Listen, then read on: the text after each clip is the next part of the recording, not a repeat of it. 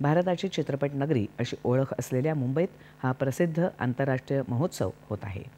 सृजनशीलता, विविधता आणि चित्रपट क्षेत्रातील प्रावीण्याचा हा संगम ठरणार असून यंदाच्या महोत्सवात चित्रपटांचं सादरीकरण फक्त मुंबईतच नाही तर दिल्ली, चेन्नई, पुणे आणि कोलकाता या शहरातही होणार आहे।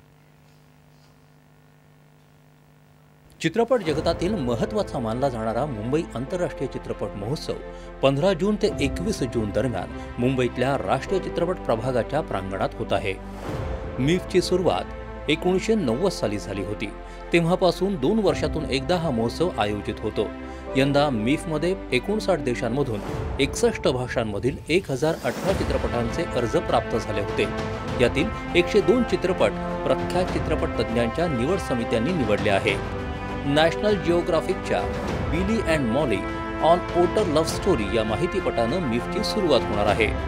महोत्सवादरम्यान 8 आंतरराष्ट्रीय, 17 आशियाई आणि 15 भारतीय चित्रपटांचा प्रीमियर होणार आहे। तसंच Russia, Japan, Belarus, Italy, Iran, Vietnam आणि माली या देशांच्या सहकार्यावर प्रकाश टाकण्यासाठी विशेष पॅकेज तयार करण्यात आलं आहे। यंदाच्या मीफमध्ये 20 मास्टर क्लासेस होणार असून यात चित्रपट निर्माते संतोष सिवन, ऑड्रियस टोनिस, केतन मेहता, रिची मेहता आणि चित्रपट क्षेत्रातील अनेक दिग्गजांसह विशेष चर्चासत्र आयोजित केली जाणार आहे। तसंच चित्रपट निर्मात्यांना त्यांच्या चित्रपटासाठी चित्रपटाचे हक्क विकत घेणारे प्रायोजक आणि सहयोगी शोधण्यासाठी एक व्यासपीठ उपलब्ध करून देण्यात आलं असून यासाठी पहिल्यांदाच इथं DOC फिल्म बाजार आयोजित केला जात आहे। याच दरम्यान निवडण्यात आलेल्या चित्रपटांसाठी खुली खरेदी विक्री बैठक देखील आयोजित केली आहे, जी चित्रपट निर्मात्यांना उत्पादन, संपादन, वितरण आणि विक्रीच्या क्षेत्रात सहकार्य करण्याला मदत करेल।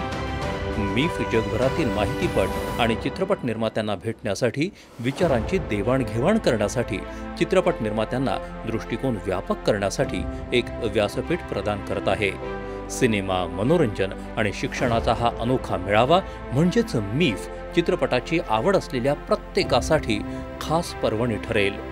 उत्कृष्टता, वैविध्य आणि सर्जनशील अभिव्यक्ती याच्या वचनबद्धतेसह हा महोत्सव सर्वोत्कृष्ट कथाबाह्य चित्रपटांचं प्रदर्शन याचा आपला वारसा नक्कीच कायम ठेवेल।